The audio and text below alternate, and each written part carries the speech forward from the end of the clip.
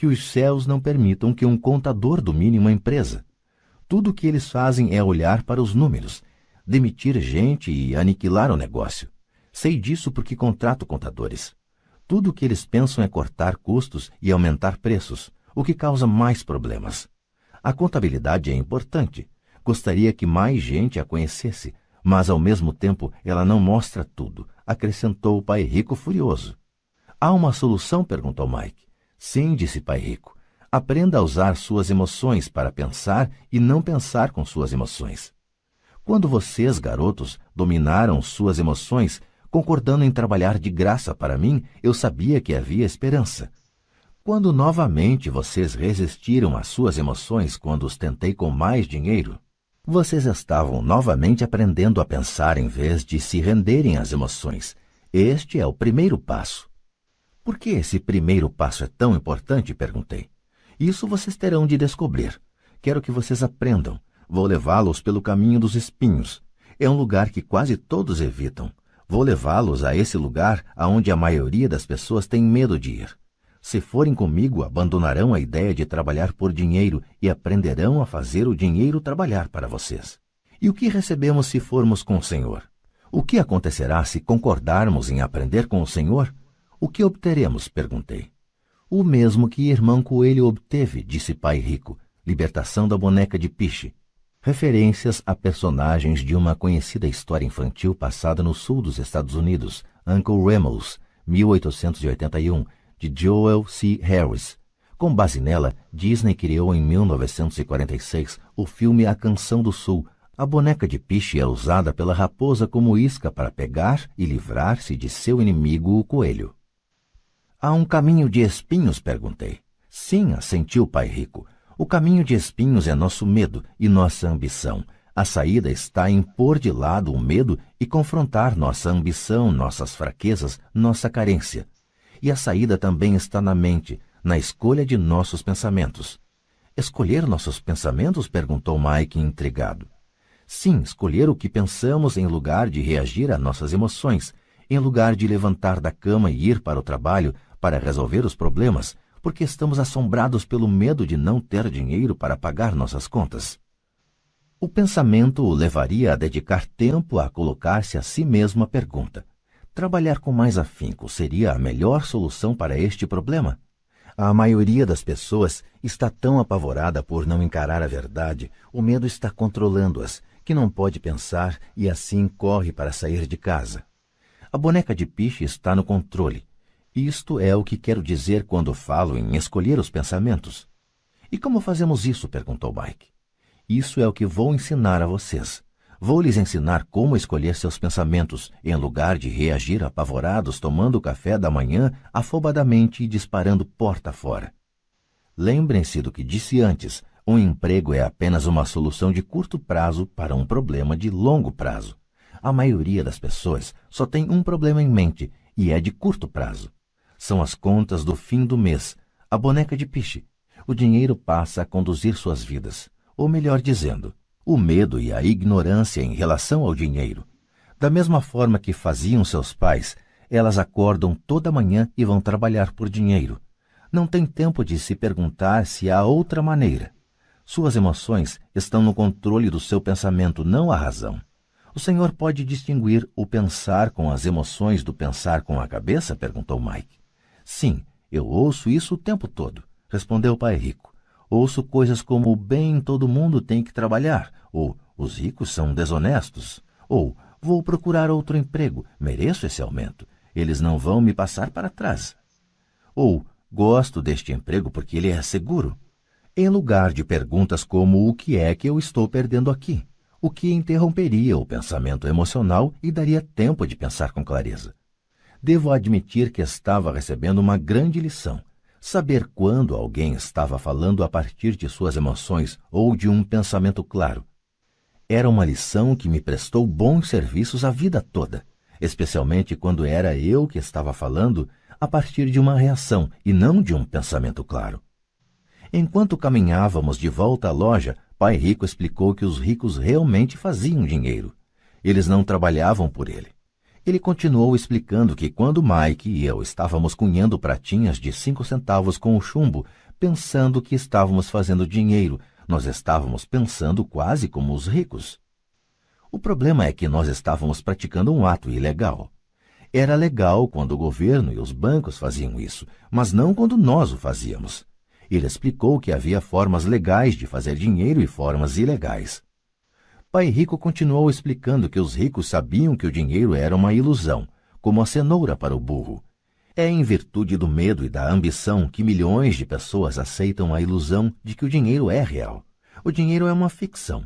Somente a ilusão de confiança e a ignorância das massas permitem que o castelo de cartas fique em pé. De fato, disse ele, de várias maneiras a cenoura do burro é mais valiosa do que o dinheiro. Ele falou do padrão ouro que vigorava nos Estados Unidos e que, na verdade, cada nota de dólar era um certificado de prata.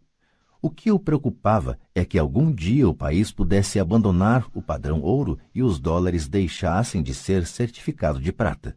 O que aconteceria, garotos, seria uma grande confusão. Os pobres, a classe média e os ignorantes teriam suas vidas arruinadas simplesmente porque continuariam acreditando que o dinheiro é real e que a empresa para a qual trabalham ou o governo cuidaria deles. Naquele dia não entendemos do que ele estava falando, mas com o correr dos anos isso passou a fazer cada vez mais sentido. Vendo o que os outros não veem. Ao entrar em sua caminhonete, no estacionamento da pequena loja de conveniência, ele disse: "Continuem trabalhando, garotos, mas quanto mais cedo vocês se esquecerem de que precisam de um contra-cheque, mais fácil se tornará a sua vida adulta. Continuem usando seu cérebro, trabalhem de graça e logo sua mente lhes mostrará formas de ganhar muito mais dinheiro do que eu poderia lhes pagar. Vocês verão o que outras pessoas nunca percebem. Oportunidades que estão à frente de seu nariz.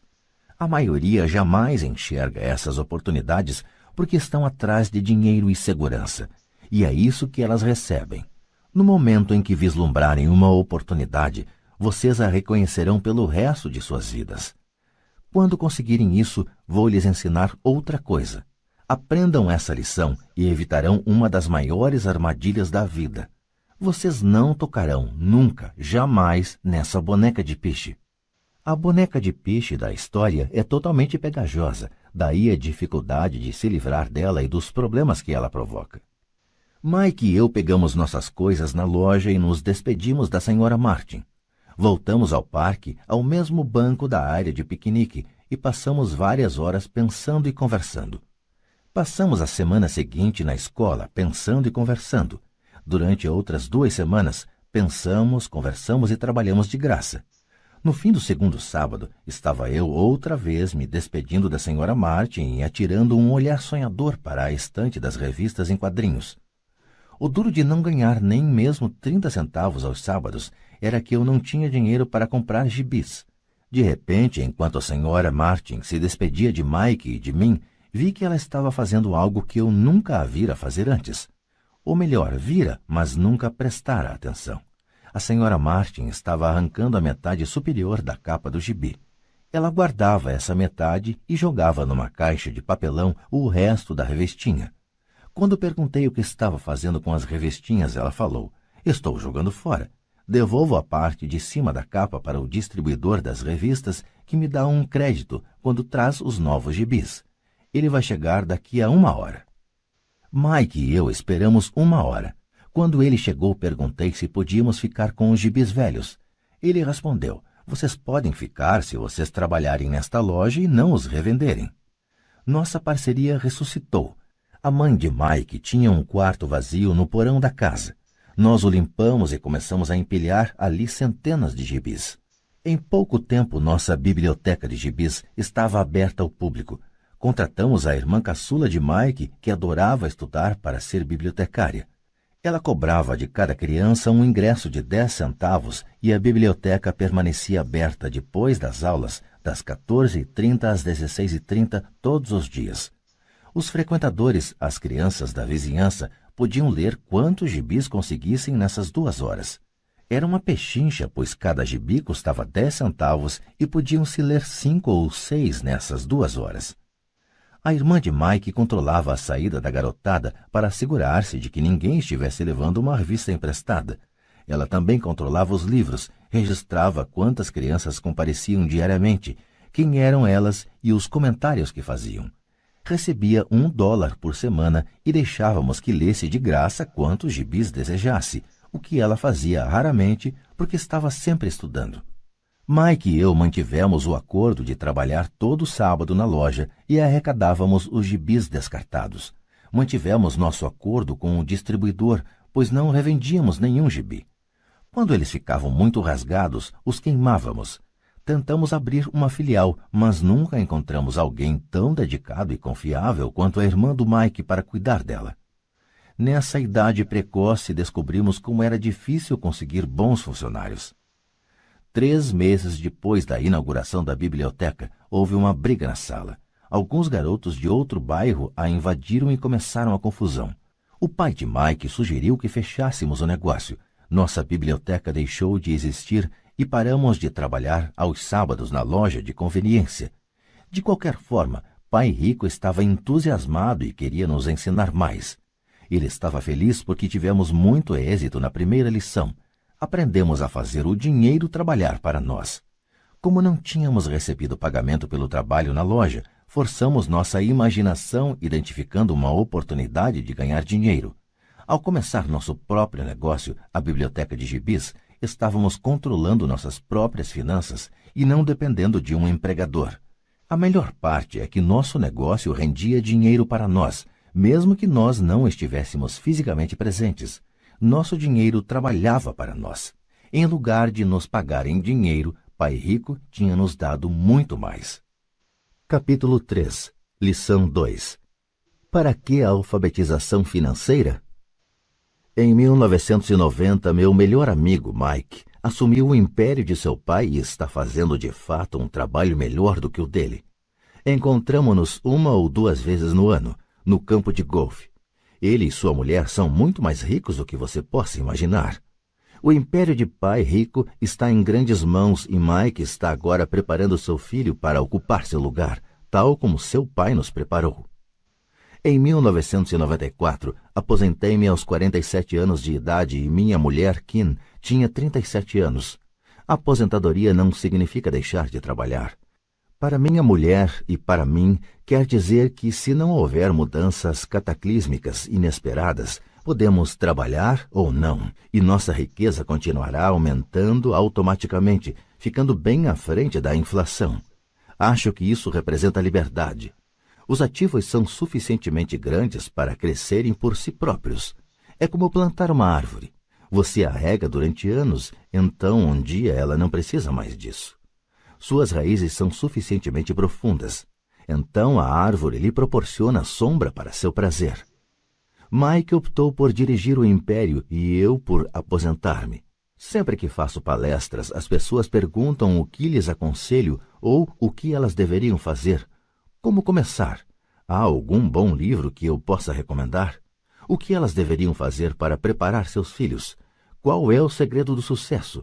Como é o segredo do sucesso? Como é que eu ganho milhões? Nessas ocasiões, sempre me lembro de um artigo que me deram certa vez. Diz mais ou menos o seguinte: os homens de negócios mais ricos. Em 1923, um grupo de nossos maiores líderes e homens de negócios mais ricos participou de um encontro no hotel Edgewater Beach, em Chicago.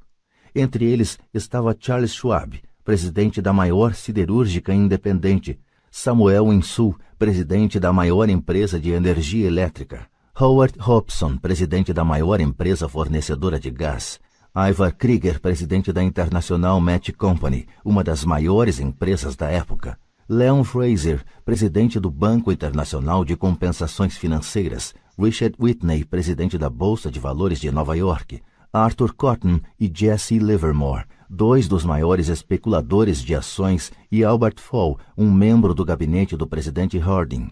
25 anos depois, 9 deles, os listados anteriormente, terminaram como se segue. Schwab morreu sem um centavo, depois de viver 5 anos de empréstimos. Insull morreu falido em um país estrangeiro. Krieger e Cotton também morreram falidos. Hobson ficou louco. Whitney e Albert Fall tinham acabado de sair da cadeia. Fraser e Livermore se suicidaram. Duvido que alguém possa dizer o que aconteceu realmente com aqueles homens. Se você olhar a data da reunião 1923, foi antes do crash da Bolsa de 1929 e da Grande Depressão, o que, desconfio, deve ter provocado grande impacto sobre esses homens e suas vidas. O interessante é isto. Hoje vivemos em tempos de mudanças maiores e mais aceleradas do que esses homens vivenciaram. Imagino que nos próximos 25 anos deverão registrar-se auges e quedas comparáveis aos enfrentados por eles. Estou muito preocupado com o fato de que gente demais se preocupa excessivamente com dinheiro e não com sua maior riqueza, a educação. Se as pessoas estiverem preparadas para ser flexíveis, se mantiverem suas mentes abertas e aprenderem, elas se tornarão cada vez mais ricas ao longo dessas mudanças. Se elas pensarem que o dinheiro resolverá seus problemas, receio que terão dias difíceis. A inteligência resolve problemas e gera dinheiro. O dinheiro sem a inteligência financeira é dinheiro que desaparece depressa. A maioria das pessoas não percebe que na vida o que importa não é quanto dinheiro você ganha, mas quanto dinheiro você conserva. Todos ouvimos histórias de ganhadores de prêmios na loteria que eram pobres, enriqueceram subitamente e voltaram a ser pobres. Ganham milhões e logo estão de volta ao ponto de partida. Ou histórias de atletas profissionais que aos 24 anos ganham milhões de dólares ao ano e que aos 34 estão dormindo embaixo da ponte. Hoje de manhã, quando estou escrevendo isto, o jornal conta a história de um jovem jogador de basquete que 1 ano atrás era milionário. Hoje, ele diz que seus amigos, seu advogado e seu contador levaram todo o seu dinheiro e está trabalhando em um lava-carros por um salário mínimo. Ele tem apenas 29 anos. Foi demitido do lava-carros porque se recusou a tirar seu anel de campeão enquanto trabalhava e, por isso, sua história chegou ao jornal. Ele estava lutando por sua reintegração, alegando dificuldades para sobreviver e discriminação. O anel era tudo o que lhe restara. Afirmava que se isso lhe fosse tirado, ele desmoronaria. Em 1997, sei de muitas pessoas que estão se tornando milionários instantâneos. É a volta dos loucos anos 20. E embora fique feliz de ver que pessoas se tornam cada vez mais ricas, só posso advertir que a longo prazo não importa tanto o quanto você ganhou, mas o quanto você conservou e por quantas gerações isso é conservado. Partindo deste princípio, quando as pessoas perguntam como o senhor começou, ou diga-me como ficar rico rapidamente, elas frequentemente ficam muito desapontadas com minha resposta. Eu simplesmente lhes digo o que meu pai rico me falou quando eu era um moleque. Se você quiser ficar rico, você precisa de uma alfabetização financeira. A ideia era martelada na minha cabeça toda vez que nos encontrávamos. Como já disse, meu pai instruído destacava a importância da leitura de livros, enquanto meu pai rico destacava a necessidade de dominar os conhecimentos das finanças. Se você quer construir um Empire State Building, a primeira coisa a fazer é cavar profundamente o terreno e construir sólidos alicerces. Se você vai construir uma casa no subúrbio, é bom recordar que, diferentemente do Brasil, nos Estados Unidos, os subúrbios são os locais de moradia das classes mais abastadas. Tudo o que tem a fazer é assentá-la numa laje de concreto de 15 centímetros.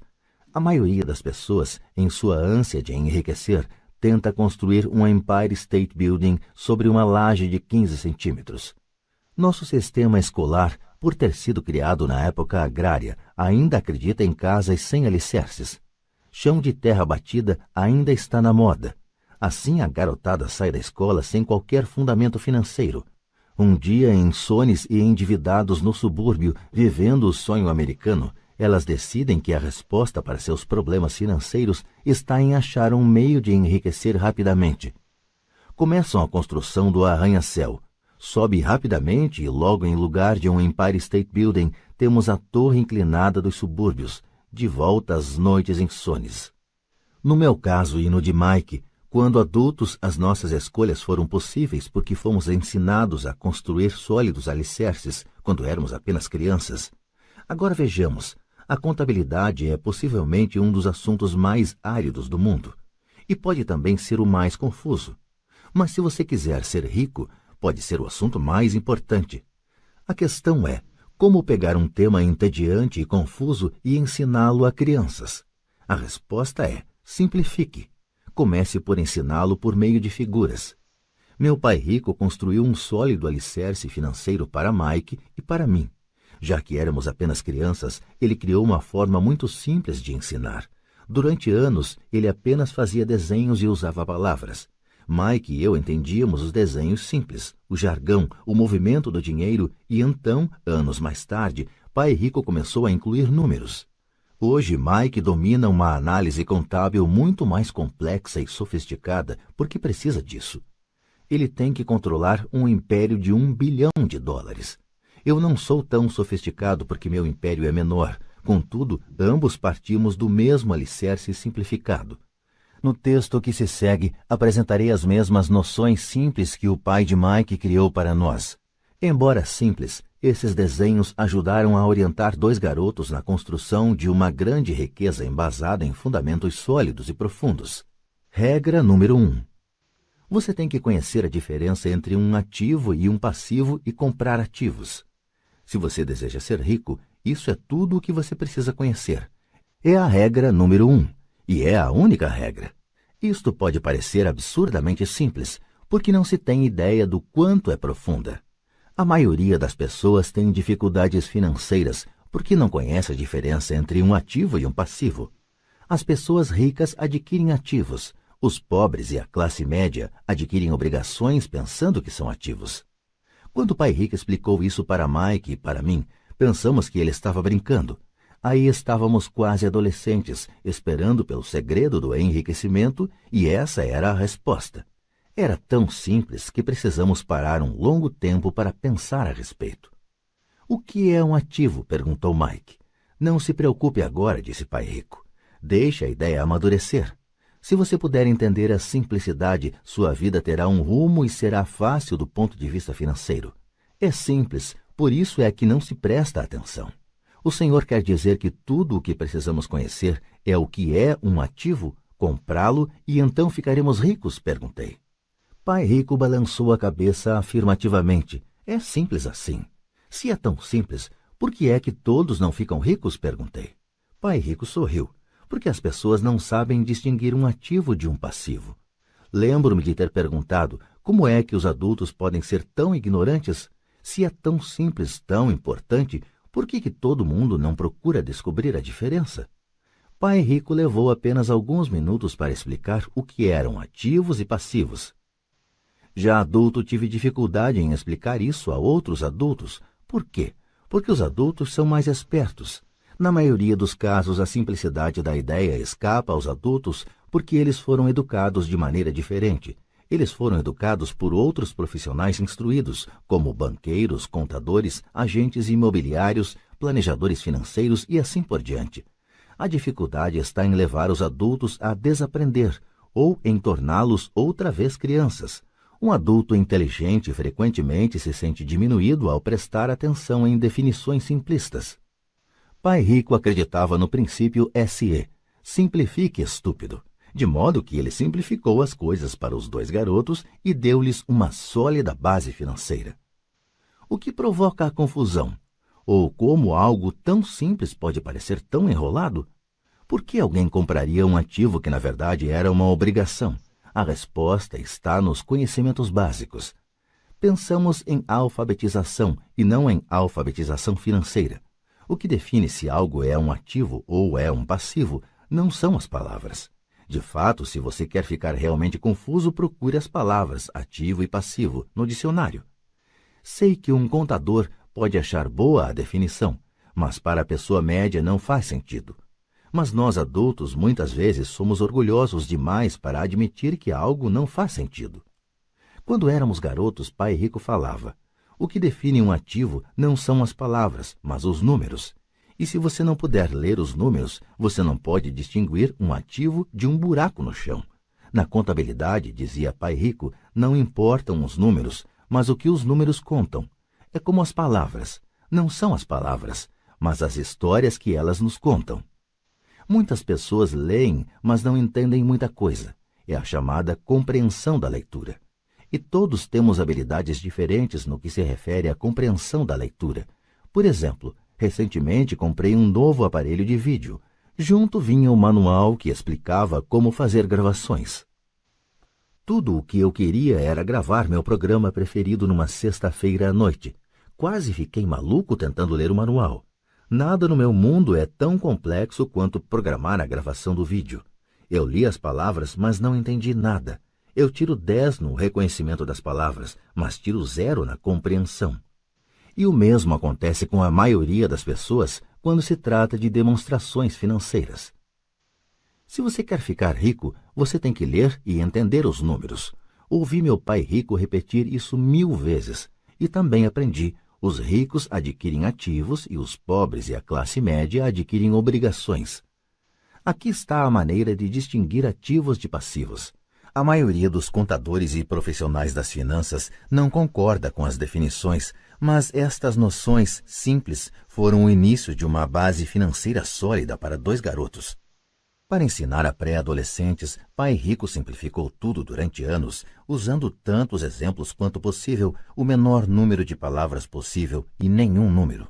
Para demonstrar o padrão de um fluxo de caixa de um ativo e de um passivo, você pode desenhar 2 retângulos divididos ao meio por uma linha. No primeiro, nomeie uma das partes como renda e a outra como despesa. Este desenho vai chamar-se demonstração de renda, muitas vezes chamada de demonstração de lucros e perdas. Mede rendas e despesas, dinheiro que entra e dinheiro que sai. No segundo retângulo, nomeie uma das partes de ativos e outra de passivos. Este desenho vai chamar-se balanço, porque representa o equilíbrio entre ativos e passivos. Trace uma linha levando de ativos até renda e outra linha levando de passivos para despesa e daí para fora do retângulo. Muitos novatos nas finanças não conhecem a relação entre a demonstração de renda e o balanço. O entendimento desta relação é vital.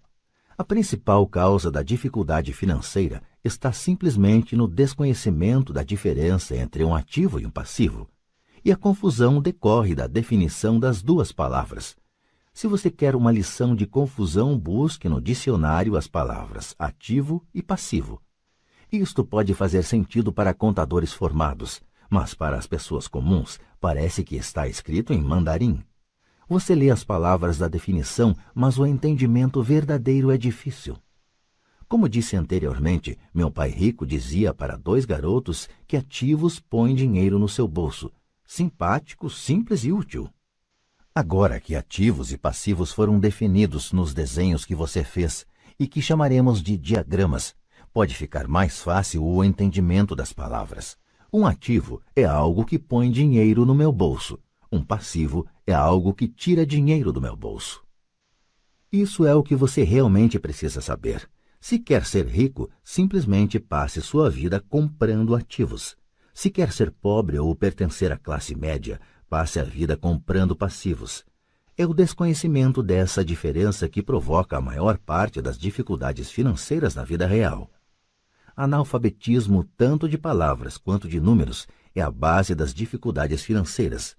Se as pessoas têm problemas com as finanças, existem dados que elas não podem ler, sejam palavras, sejam números. Alguma coisa não está sendo compreendida. Os ricos são ricos porque possuem nível de alfabetização superior ao das pessoas com dificuldades financeiras. Se você quer ficar rico e conservar sua fortuna, é importante ser alfabetizado do ponto de vista financeiro, tanto em palavras quanto em números. As linhas que você desenhou nos diagramas representam o movimento do dinheiro ou fluxo de caixa. Números dizem pouco, palavras também dizem pouco. É a história que conta. Nas demonstrações financeiras, a leitura dos números é a busca pelo enredo, pela história. A história de para onde o dinheiro está indo. Em 80% das famílias, a história financeira é um percurso de trabalho árduo na tentativa de progredir. Não porque não ganhem dinheiro, mas porque passam suas vidas comprando passivos no lugar de ativos. Num exemplo de fluxo de caixa de uma pessoa pobre ou de um jovem que ainda mora com os pais, teríamos uma renda proveniente de um emprego e nas despesas teríamos impostos, alimentação, aluguel, vestimentas, diversão e transporte. Nada em ativos, nada em passivos. No exemplo de uma pessoa de classe média, teríamos igualmente uma renda gerada por emprego, mas nas despesas, além das citadas, estaria incluída uma hipoteca imobiliária. Também não teríamos nada em ativos, mas em passivos estariam hipoteca imobiliária, empréstimos, cartões de crédito. No fluxo de caixa de uma pessoa rica, as rendas seriam geradas por dividendos, juros, renda imobiliária, royalties. Nada nas despesas, nada em passivos. Em ativos teríamos ações, títulos, promissórias, imóveis, propriedade intelectual. Todos esses exemplos estão obviamente bastante simplificados. Todos têm despesas de subsistência, necessidade de alimentação, moradia e vestimentas. Os diagramas mostram o fluxo de caixa na vida de pessoas pobres da classe média e ricas. É esse fluxo de caixa que conta a história. É a história de como a pessoa lida com o dinheiro e o que faz depois que tem o dinheiro em mãos. Comecei apresentando a história dos homens mais ricos dos Estados Unidos porque quis ilustrar a falha no pensamento de tantas pessoas. A falha é considerar que o dinheiro resolverá todos os problemas. É por isso que me arrepio quando ouço as pessoas perguntando como ficar ricas rapidamente, ou por onde começar. Muitas vezes ouço, estou endividado, por isso preciso ganhar mais dinheiro. Porém, mais dinheiro nem sempre resolve o problema. De fato, pode até aumentá-lo. O dinheiro muitas vezes põe a nu nossas trágicas falhas humanas. É como um holofote sobre o que não sabemos. É por isso que, com muita frequência, uma pessoa que tem um ganho súbito de dinheiro, uma herança, um aumento salarial ou um prêmio na loteria, volta rapidamente ao mesmo ponto ou até pior, ao caos financeiro em que se encontrava antes de receber esse dinheiro. O dinheiro só acentua o padrão de fluxo de caixa que está na sua mente. Se seu padrão for gastar tudo o que ganha, o mais provável é que um aumento de dinheiro disponível apenas resulte em um aumento de despesa. Como se diz popularmente, um louco e seu dinheiro fazem uma grande festa. Repeti inúmeras vezes que vamos à escola para adquirir habilidades acadêmicas e profissionais, ambas muito importantes. Na década de 1970, quando eu frequentava o 2º grau, se alguém fosse bem-sucedido academicamente, quase imediatamente imaginava-se que esse estudante brilhante se tornaria um médico. Muitas vezes nem se perguntava se o jovem desejava ser médico. Era uma pressuposição. Era uma profissão que prometia a maior recompensa financeira. Hoje os médicos enfrentam dificuldades financeiras que não desejaria a meus piores inimigos. Seguradoras controlando os negócios, cuidados de saúde de administrados, intervenção governamental e processos por erro médico, para mencionar algumas. E a garotada quer ser estrela do basquete, jogador de golfe como Tiger Woods, gênio da computação, estrela do cinema, roqueiro, rainha de beleza ou corretor de Wall Street. Isso ocorre simplesmente porque é aí que estão a fama, o dinheiro e o prestígio. Eis o motivo por que é tão difícil motivar a garotada na escola. Eles sabem que o sucesso profissional já não depende apenas do sucesso acadêmico como em outros tempos. Como os estudantes deixam a escola sem habilidades financeiras, milhões de pessoas instruídas obtêm sucesso em suas profissões, mas depois se deparam com dificuldades financeiras. Trabalham muito, mas não progridem. O que falta em sua educação não é saber como ganhar dinheiro, mas como gastá-lo. O que fazer com ele depois de tê-lo ganho? É o que se chama aptidão financeira. O que você faz com o dinheiro depois que o ganhou? Como evitar que as pessoas lhe tirem o dinheiro? Quanto tempo você o conserva e o quanto esse dinheiro trabalha para você? A maioria das pessoas não descobre o motivo de suas dificuldades financeiras porque não entende os fluxos de caixa. Uma pessoa pode ser muito instruída, bem-sucedida profissionalmente e ser analfabeta do ponto de vista financeiro. Essas pessoas muitas vezes trabalham mais do que seria necessário porque aprenderam a trabalhar arduamente, mas não como fazer o dinheiro trabalhar para elas. A história de como a conquista de um sonho financeiro se transforma em um pesadelo financeiro.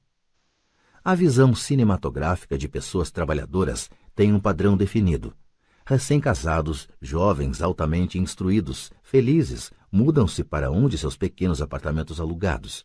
imediatamente percebem que estão poupando dinheiro, porque dois podem viver com a mesma despesa de um. O problema é que o apartamento é apertado. Decidem então poupar para comprar a casa de seus sonhos e ter filhos. Eles têm duas rendas e se concentram em suas carreiras. Suas rendas começam a aumentar e a aumentar. E suas despesas também. A despesa número 1, para a maioria, são os impostos. Muitas pessoas pensam que se trata do imposto de renda, mas para grande parte dos americanos, o que pesa mais é a Seguridade Social. Para o empregado, parece que a contribuição para a Seguridade Social, combinada com a do Medicare, é de cerca de 7,5%, mas na verdade é de 15%, porque o empregador deve dar uma contrapartida do mesmo montante. Essencialmente, esse é um dinheiro que o empregador não pode pagar a você. Além disso, você ainda paga imposto de renda sobre a quantia deduzida de seus salários para a Seguridade Social. Renda essa que você nunca recebeu porque foi transferida na fonte para a Seguridade Social. E seu passivo também aumenta. Isso é visto mais claramente se voltarmos ao caso do jovem casal.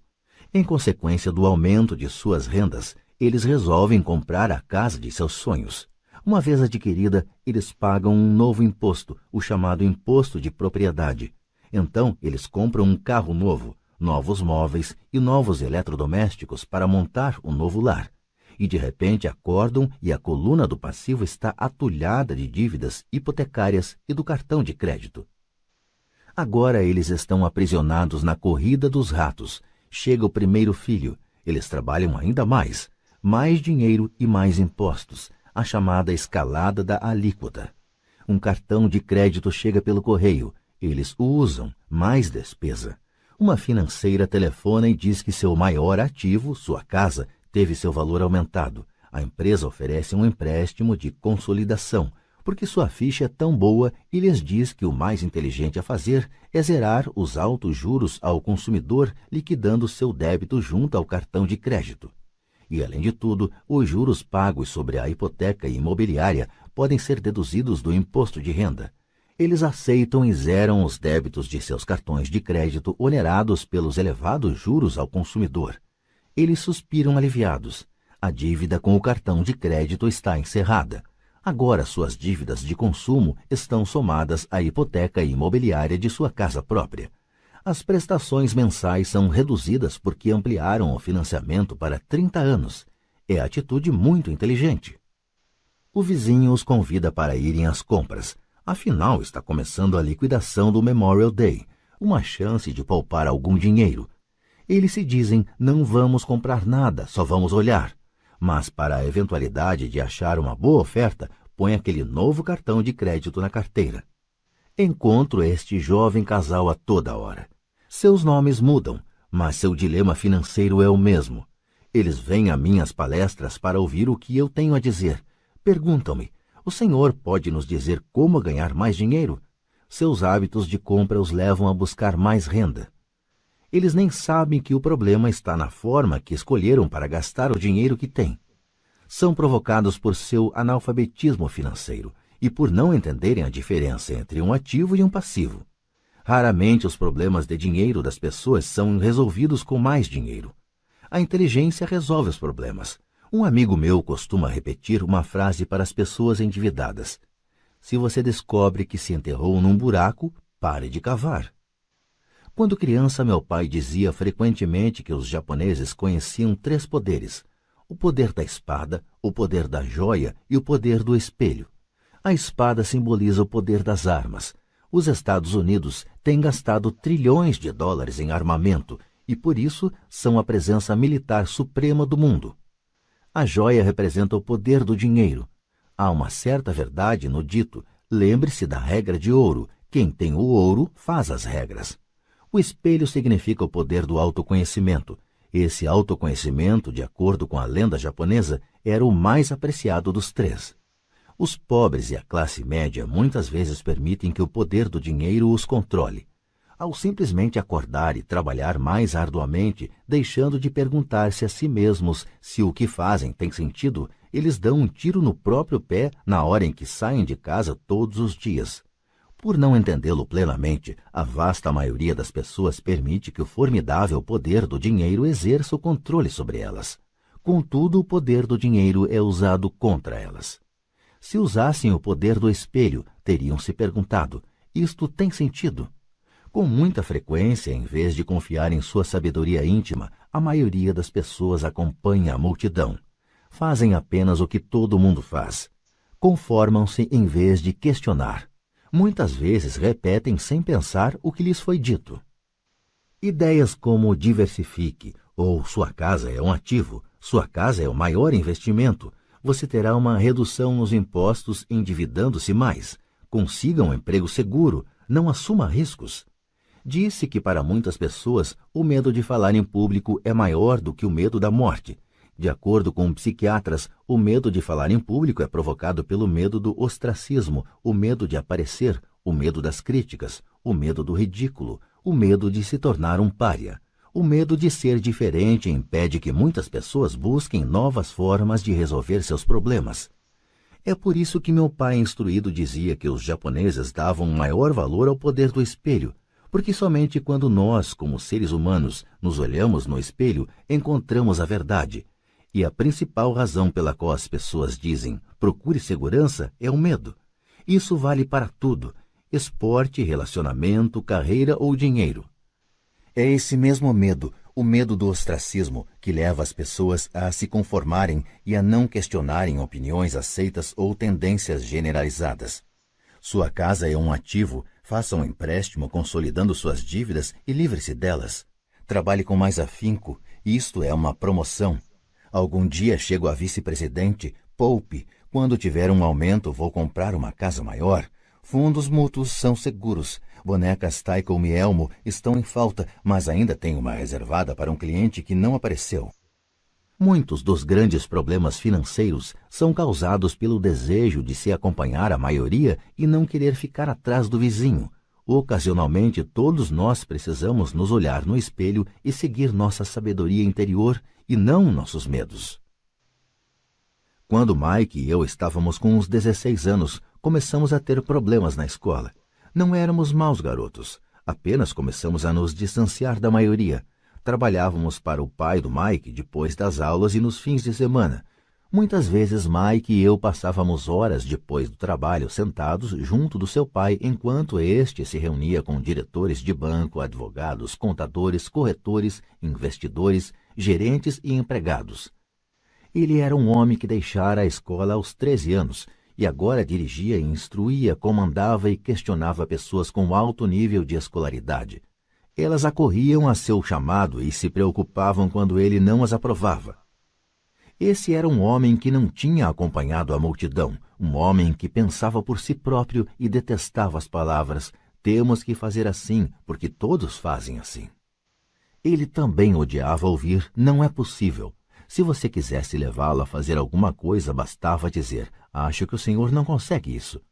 Mike e eu aprendemos mais assistindo a essas reuniões do que em anos de escola, incluindo a faculdade.